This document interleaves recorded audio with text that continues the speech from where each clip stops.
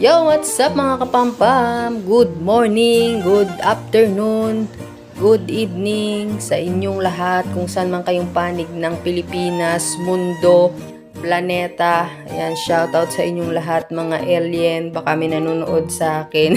Charot lang. So ayan, kasi medyo may chipon-chipon ako ngayon. Pasintabi po sa mga kumakain pa.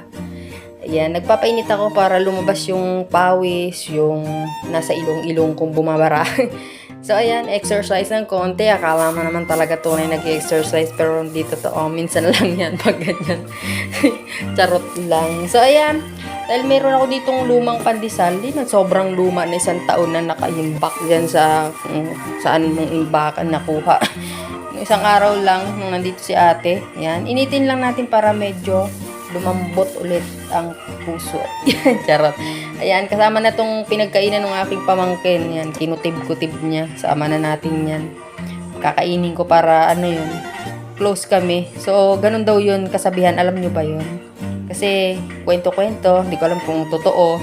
Pag daw yung laway mo at laway nung bata nakain mo, magiging close daw kayo. Totoo ba yun? Pero wala naman laway. Yan, kumbaga yun yung ano lang, kinamay-kamay niya, kinurot-kurot, gano'n. So, ayan, luto na. Kaming kwento pa Tapos, ayan yung ramen ko. So, alam nyo, gustong-gusto ko talagang kumakain ng ramen or maiinit, maaanghang. Kapag yung ganito na ang pakiramdam nyo, parang ang bigat-bigat, may lagnat, may chipon. At alam niyo yun, kailangan yung palabasin yung mga nandyan nakabara sa ilong. So, subukan nyo. Sa akin, approve ko na to 100% kapag kumain kayo ng maanghang at mainit. Kapag may ganyan kayong mga sipon-sipon, di try nyo na. Ulit-ulit pa ako, di ba? Basta na yon, pasintabi po sa mga kumakain na yan. So, babad nyo lang kaunting minuto. Yan, instant nga di ba? So, mag-aantay pa ba tayo ng 5 years bago makaluto? Pagka ganyan na kailangang mabilisan, di instant nga. Kaya nga instant, diba? So, ayan, seafoods maanghang, talagang pagpapawisan ka at lalabas lahat ng iyong sa katawan. Pero na lang, lumabas yung puso mo kasi wag yun, bawal. Kailangan nandyan lang yan sa loob kasi may minamahal ka. So, ayan, sarap na sarap ako. At nga pala mga kapampam, thank you nga pala kung nakaabot ka sa video ko na nandito na, nangangalhati na ng video ko. Ako nga pala si Jordan, ang iyong makulit na kapampam. Salamat sa mga suporta ng mga nagsesend ng star. Nyo. Ano ba? Bubulol ka naman Kasi nag-i-English pa. Yung mga bagong followers na lang, ini-English pa kasi new.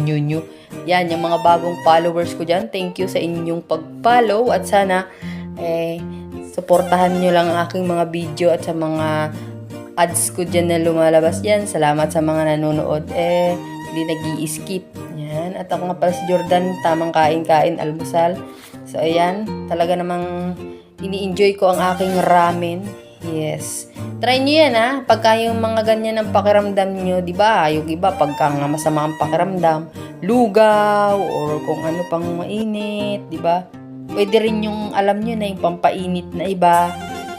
Pero kung may jowa lang kahit asawa, try nyo. Di ba? Nakakagaling din yun. Basta papawisan kayo, mag-running kayo.